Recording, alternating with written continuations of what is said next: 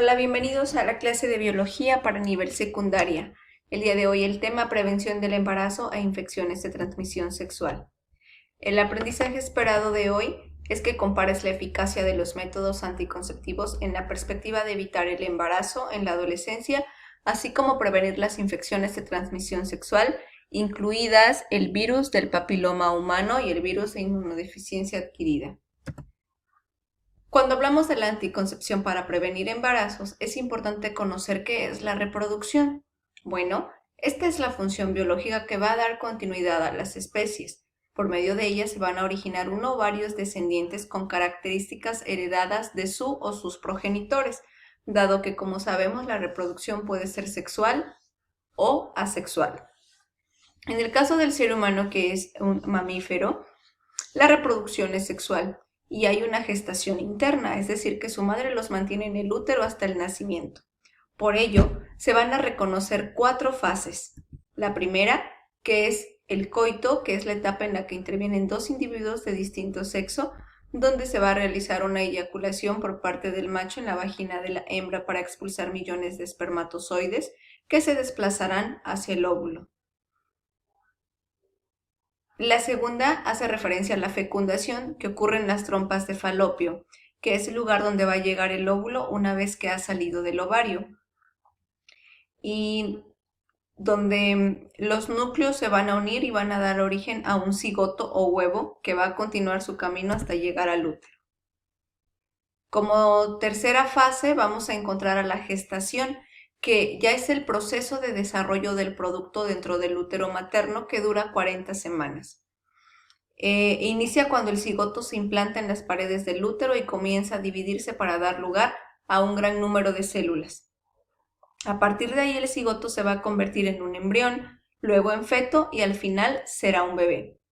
Y por último, la fase de parto, que es el momento en el que el feto sale desde el útero hacia el exterior. Una vez que nace se expulsa la placenta, y la última fase a la que se le va a denominar alumbramiento. Esto nos va a llevar a conocer que el embarazo en la adolescencia, según diversos estudios dirigidos por la Organización Mundial de la Salud, ha encontrado que la edad en que la mujer se encuentra en condiciones óptimas para ser madres después de los 25, pues aquí ya tiene un desarrollo físico y fertilidad. Además, tiene menor incidencia de enfermedades y bajas posibilidades de tener problemas en la gestación o el parto.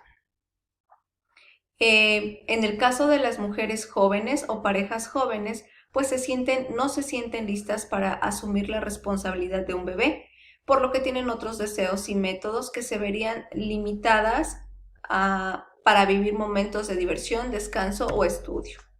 De acuerdo a la Organización Mundial de la Salud, alrededor de 16 millones de jovencitas entre 15 y 19 años y cerca de 1 millón de niñas menores de 15 años dan a luz cada año. Es importante conocer estos datos que nos van a dar una señal de alerta para tener cuidado en los embarazos adolescentes.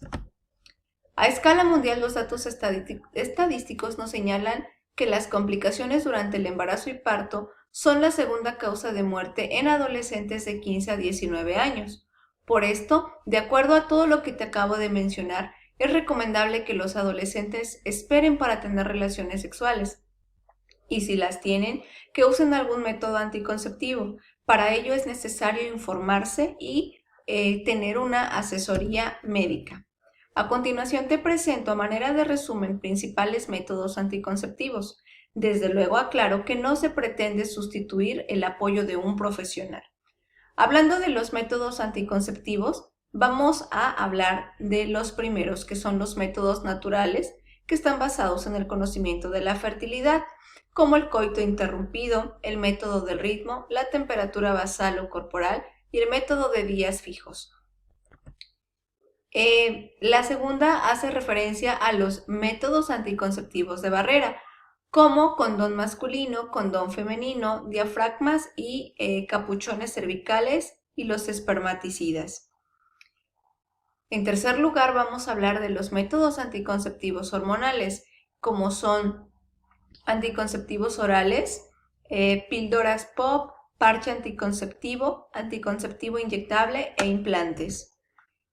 En cuarto lugar vamos a hablar de los intrauterinos como el DIU y el DIU de cobre y DIU hormonal. Y por último, los métodos quirúrgicos o permanentes, como la oclusión tubárica o la esterilización masculina, es decir, la vasectomía.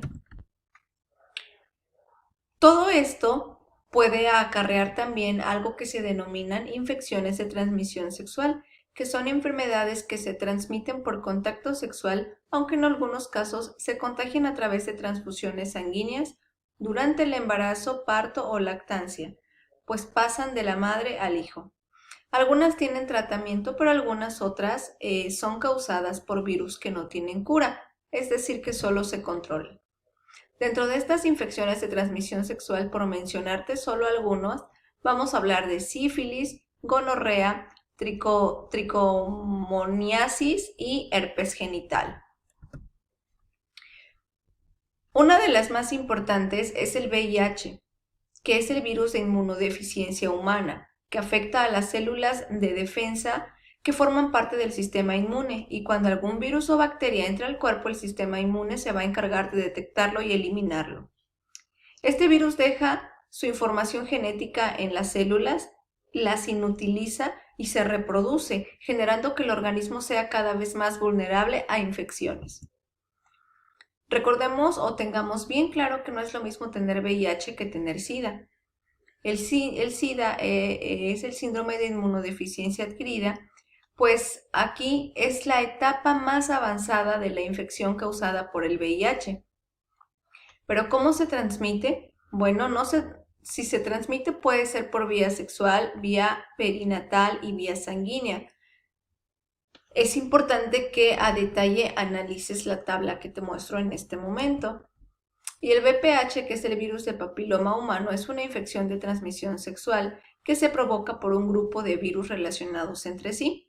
Existen dos tipos de papiloma, el de bajo riesgo, que causa verrugas genitales, y el de alto riesgo, que va a provocar cáncer de vagina, de vulva, cuello uterino, pene, ano y algunos tipos de cáncer de garganta. Por ello es importante informarnos y sobre todo ir con un profesional para que nos oriente sobre lo que acabo de comentar. Sin más, nos vemos la siguiente semana.